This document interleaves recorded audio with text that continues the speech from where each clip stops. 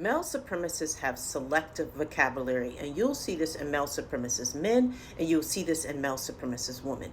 When it comes to certain Arabic terms from Islam, they will let you know, especially those who have studied Arabic or who are natural native Arabic speakers, they will let you know that there are certain words that can't properly be translated from Arabic to English because it's such a profound concept. And this is actually true in many cases. However, when it comes to concepts that allow men to boost their egos and harm women, they're completely okay with English concepts without ever referring to the Arabic. And then they will defer to a dictionary definition of a term that doesn't even exist in modern times in most uses of the term, and they're completely okay with that. I'll give you an example. Men are superior. In the United States of America and also in the UK with the British colonial history, when someone says, I'm superior to you, this has never meant something of humility and responsibility. It is always something satanic. Okay, and sometimes literally satanic, but it's always incidentally satanic with this kibber, this soul destroying pride.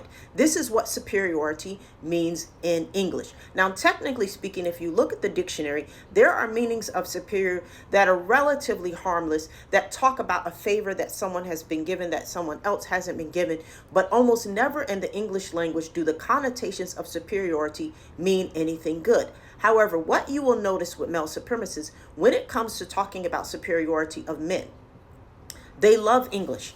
You will almost never hear them mention the Arabic words. But when it comes to other harmless concepts in Islam, like faith, fear of Allah, all of a sudden, the Arabic has to be used or referred to constantly, iman, taqwa, which is nothing wrong with that because the Arabic is good. But what I'm talking about is selective vocabulary.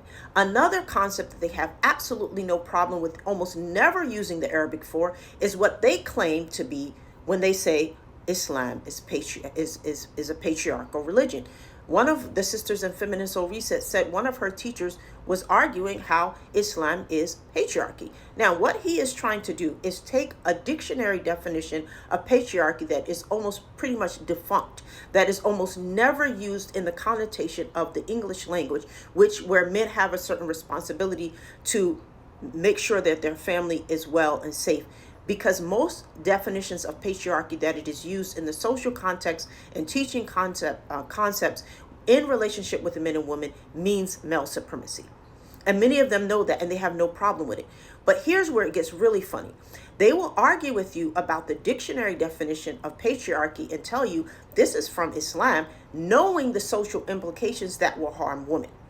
Okay, they will argue with you about the dictionary definition of superiority, knowing the implications of how it will make them and give them a superiority that Allah did not give them. But here's where it gets really strange. When it comes to other English words, you will never find them using them because of the result that it would do to the masculinity of a man who is male supremacist. Let's take the word gay. The dictionary definition of gay has absolutely nothing to do with a person's sexual orientation. It is just being content and happy. Now, if you were to ask someone, is being content and happy, especially in the favors of Allah, is this a part of Islam? They will all say yes, absolutely. This is the sunnah. So if I said, why don't you teach the classes and tell them that it's the sunnah to be gay? They'll say no, because they know immediately in the American culture or in any Western culture or English speaking region, to claim that someone is gay, the immediate thought is going to go to what it means in the sexual context, not in the technical dictionary definition context. But all of a sudden, they have selective memory when that same issue exists with words like superior, when that same issue exists with words like patriarchy. Okay, I'll give you another example. LGBTQIA groups, right?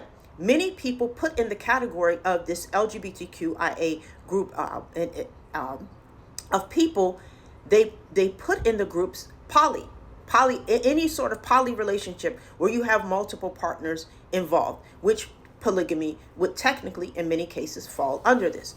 So would they go and say it's okay to be a part of the LGBTQ community?